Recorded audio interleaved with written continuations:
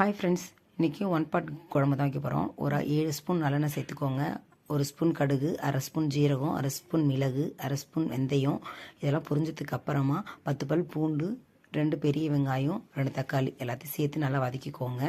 அது கூடவே ஒரு 2 உருளைக்கிழங்கு சேர்த்து வதக்கினதுக்கு அப்புறமா 1 ஸ்பூன் தனி மிளகாய்த்தூள், 1 ஸ்பூன் மல்லித்தூள், குழம்பு மிளகாய்த்தூள் 1 ஸ்பூன், 1/4 டீஸ்பூன் மஞ்சள் தூள், உப்பு தேவையானது சேர்த்து நல்லா வதங்கினதுக்கு அப்புறமா ஒரு லெமன் சைஸில் புளி எடுத்து வச்சுருக்கேன். அந்த புளியை நல்லா கரைச்சி அது கூட சேர்த்துக்கோங்க. சேர்த்துட்டு நல்லா ஒரு கொதி வந்ததுக்கப்புறமா நான் முதல் நாள் நைட்டே தட்டைப்பயிர் ஒரு 8 நிமிஷம் ஊற வச்சுருக்கேன். காராமணின்னு கூட சொல்லலாம்.